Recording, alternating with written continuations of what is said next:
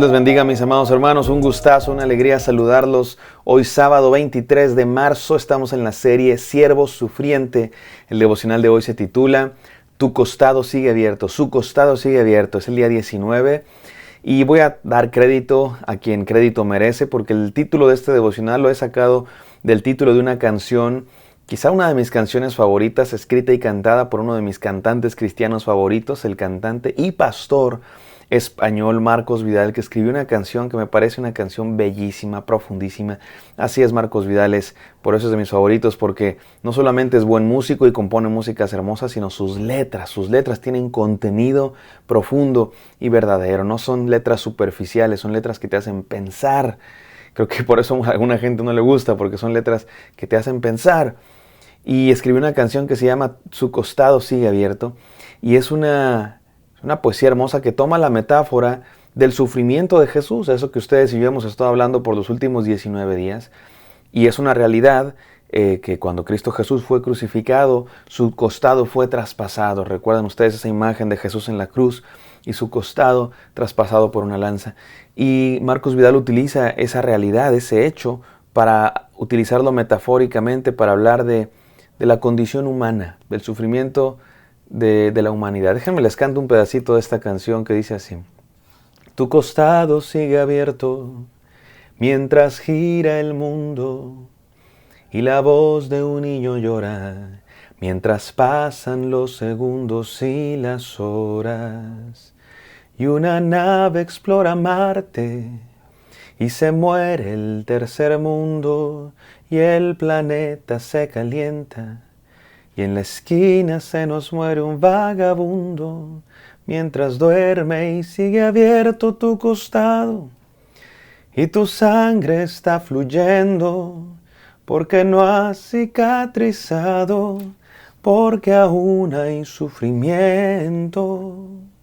Esta es la parte que me encanta, y es lo que nos toca a nosotros ahorita reflexionar. Tu costado sigue abierto y tu sangre está fluyendo todavía, porque aún hay sufrimiento en este mundo. Esa es la idea de este texto. Que la muerte de nuestro Señor Jesús fue por la maldad de la humanidad. Y la maldad de la humanidad produce sufrimiento. Así es que mientras siga habiendo sufrimiento en este mundo, mientras siga habiendo guerras, mientras siga habiendo problemas de injusticias, crímenes, hambre, bombas, huérfanos, nuestro Señor Jesús, su sufrimiento en la cruz sigue siendo vigente. Podamos decirlo así, que el Señor Jesús sufrió por cada niño que llora, por cada bomba que explota, por cada aborto que se realiza, por cada abuso, por cada enfermedad, por cada guerra, por cada bala que se dispara. Por eso murió nuestro Señor Jesús, por la maldad de este mundo. Y el día de hoy quiero reflexionar en algo muy interesante, que Cristo Jesús fue a la cruz por la maldad de este mundo. En dos sentidos es verdad esa frase. Cristo Jesús murió por la maldad de este mundo en dos sentidos. Número uno, podemos decir su motivación, la razón de que Él fue a la cruz, fue para acabar con la maldad de este mundo, para pagar nuestros pecados, para sanarnos de nuestra enfermedad y para restaurar todas las cosas.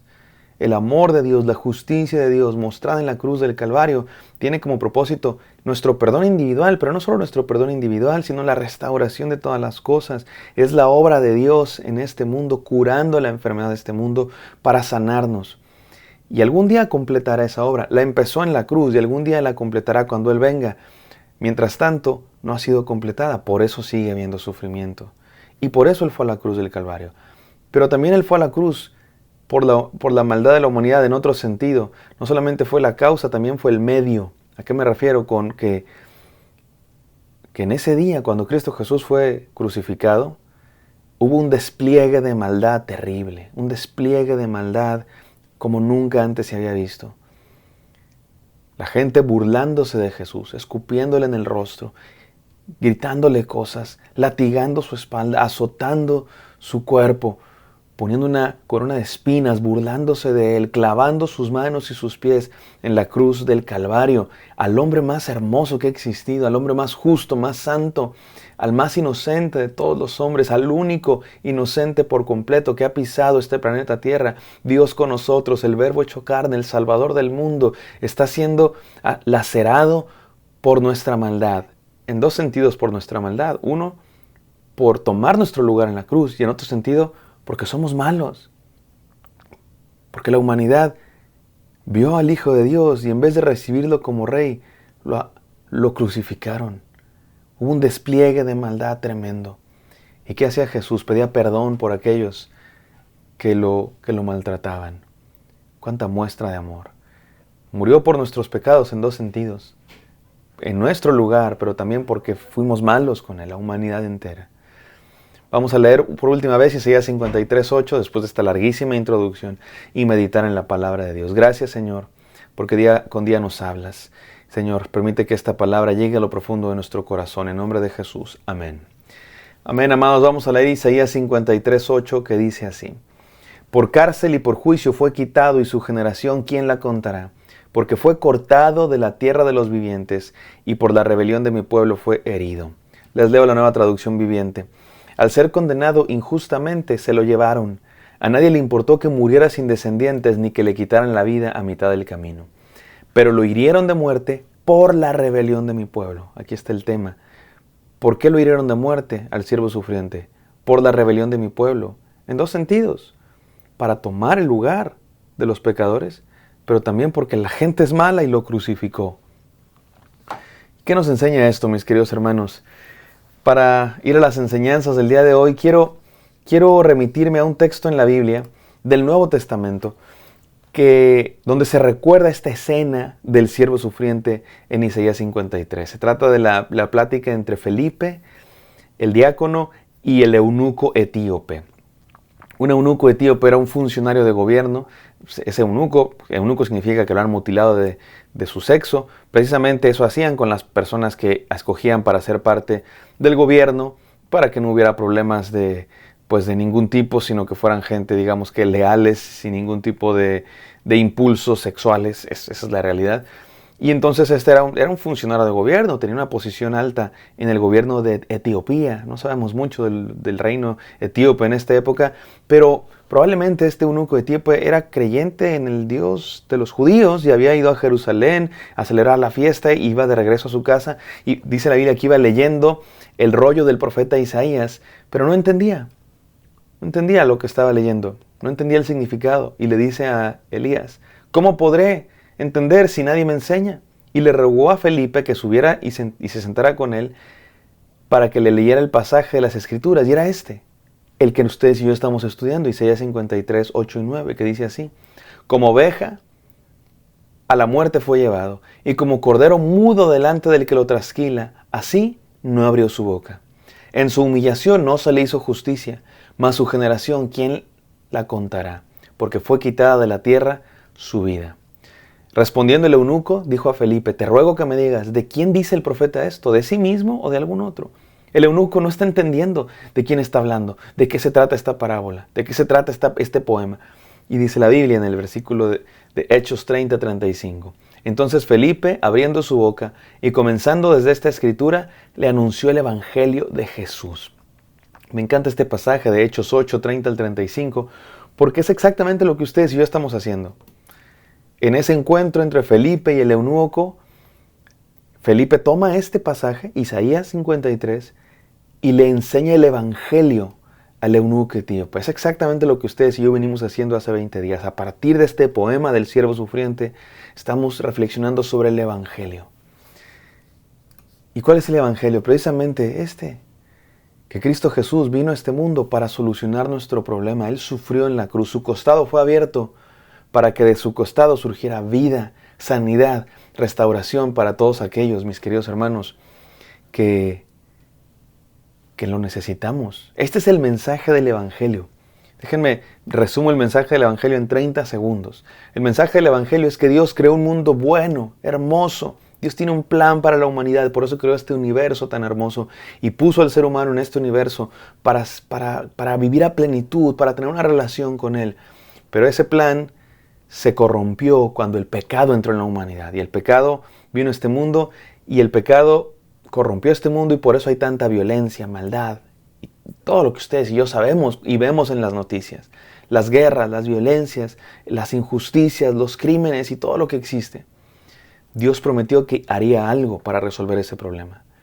Y eso que Dios hizo fue enviar a Jesucristo a este mundo para solucionar ese problema. Pero no lo hizo con espada, ni con ejército, ni con poderío sobrenatural. Lo hizo con una muestra maravillosa de amor sacrificial, que es el poder más grande, muriendo en la cruz por nosotros, de tal manera que todo el que cree en Él sea salvo y experimente esta restauración que Dios hizo. ¿Qué nos enseña esto? 3 cosas quiero decirles acerca de este evangelio que Felipe le predicó al eunuco etíope. Número 1, el evangelio nos dice cuál es el problema del mundo, mis queridos hermanos.